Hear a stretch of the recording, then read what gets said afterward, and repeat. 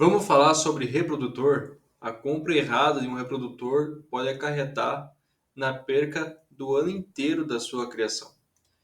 Eu vou te falar os pontos essenciais para que você saiba deles antes de você adquirir um reprodutor.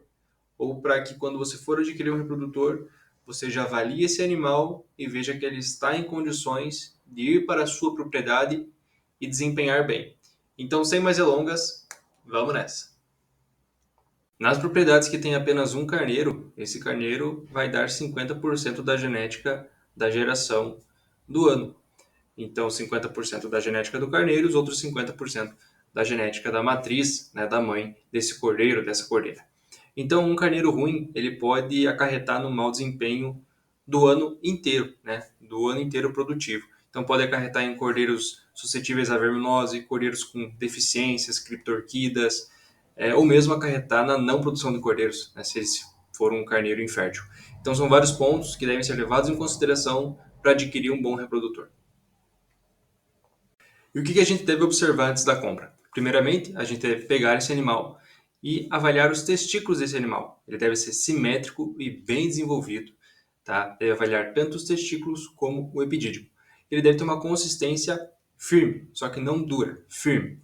Como se fosse um músculo rígido, como se fosse aqui o bíceps. Você pega o bíceps e pressiona. É nessa consistência que o testículo ele deve estar. Nem muito mole, mas também nem muito duro. E esse animal também não pode ter dor na palpação, quando você apalpa os testículos.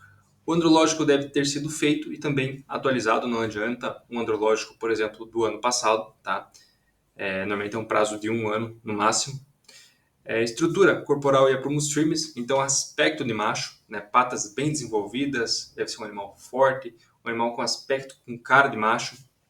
Se possível, se as ovelhas estiverem em cio, falar para o dono desse animal soltar ele com as ovelhas, porque você já consegue dar uma avaliada no libido desse animal. Se ele estiver indo atrás de ovelhas, que é a questão em cio, esse animal provavelmente vai ter uma boa libido e um bom desempenho aí reprodutivo e produtivo.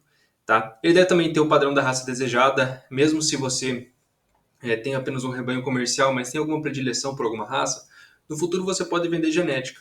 Né? Você pode registrar animais com padrão da raça, começar a registrar animais ali por avaliação, né? E ir progredindo na carreira de genética. Porque daí é uma mais na sua propriedade. Né? Além de você vender só animais para o corte, você também consegue vender animais para genética. Né? Daí acaba sendo uma fonte maior de renda para a propriedade.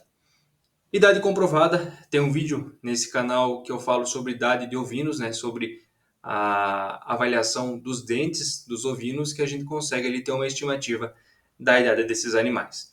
Tá? Então é muito importante que você pegue seus animais e avalie os dentes para avaliar a idade, né, se ela é uma idade fidedigna a que o dono desse animal passou para você.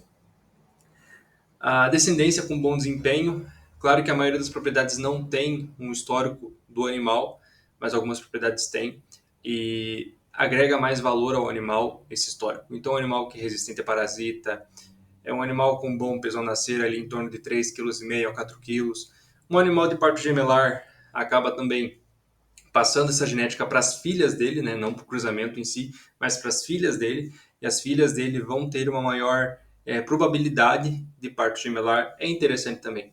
Então, sempre é bom ter um histórico produtivo e reprodutivo desse carneiro. Até mesmo a quantidade de vermifugações que aconteceram nele, né? Quantas vezes ele foi desificado. Quanto mais vezes ele foi desificado, foi porque houve a necessidade, né? Se esse produtor faz um manejo correto. Então, o ideal é que a gente pegue um carneiro resistente à verminose, né, que seja rústico e que produza bem.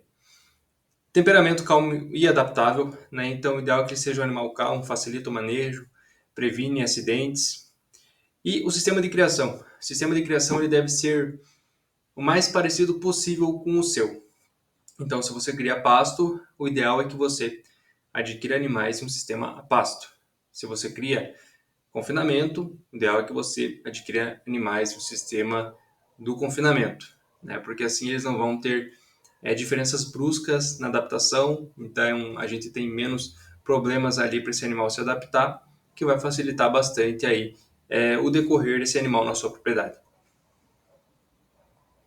Então, como eu falei, a gente deve preferir reprodutores de um sistema bem manejado, então propriedades que fazem a avaliação constante do FAMACHA, que avaliem que esse animal ele é resistente à verminose, que façam um APG, que tenham um histórico produtivo e reprodutivo desse animal, que não tenham problemas sanitários de foot rot, de ceratoconjuntivite seca, de resistência parasitária, assim você vai estar levando bons animais para sua propriedade, né, com menor risco de transmitir doenças, de transmitir ali vermes resistentes para sua propriedade, e também um histórico, né? Provavelmente, se o reprodutor tem um histórico desse carneiro, provavelmente ele cuida muito, né? Porque quem realiza o histórico dos seus animais é porque realiza um manejo diário, cuida muito, previne muito, e isso é muito importante. O reprodutor, né, criado a pasto, tende a se adaptar melhor. Por quê? Vamos pensar em você, vindo de uma casa humilde e indo para uma mansão. É muito mais fácil você se adaptar do que você saindo de uma mansão e indo para uma casa humilde. É a mesma coisa para o reprodutor. Um reprodutor a pasto, um carneiro a pasto, ele tem que buscar alimento muitas vezes, ele tem que ter uma boa conversão alimentar para se manter nesse ambiente, né? Ele tem que ter ali uma boa resistência à verminose para ele não decair de produção e daí você ter que tratar esse animal. Então ele acaba se adaptando muito mais fácil do que se fosse um animal em confinamento.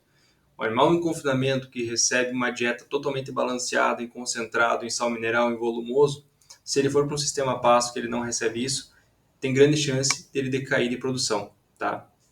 Isso pode ter cabanheiros aí, produtores que não concordem com isso, mas é a realidade, tá? Então eu, por exemplo, quando eu vou numa exposição, quando eu vou comprar um reprodutor, eu preconizo comprar animais que tenham um sistema parecido com o meu, que é o sistema pasto, porque eu sei que a adaptação deles vai ser mais fácil. Né? Mas se, por exemplo, você cria animais no sistema em confinamento, em semi-confinamento, nada impede que você compre animais desse sistema. Mas lembrando sempre, compre animais que tenham um histórico produtivo e reprodutivo bem avaliado. Também valorize, né, o histórico reprodutivo e a sanidade desses animais, como eu já falei anteriormente, tem o histórico desses animais. Aqui a gente tem uma ficha individual para cada animal, no papel mesmo, porque quando alguém compra esses animais nossos, a gente tira o papel, tira a ficha e entrega diretamente para quem adquiriu. Então essa pessoa vai ter todo o histórico do animal. Se esse animal teve algum problema reprodutivo, quais são os históricos de vermifugação, se foi feita a vacinação, quantos partos já teve, se não teve, por quê. Então, tá tudo nessa ficha, tá? Se você tem interesse nessa ficha, ela é gratuita. É só você entrar pelo Instagram e me chamar. Eu vou te mandar ela em PDF para você imprimir, beleza? A gente fica por aqui. Muito obrigado por chegar até aqui. Já aproveita e se inscreva e curta esse vídeo. Forte abraço!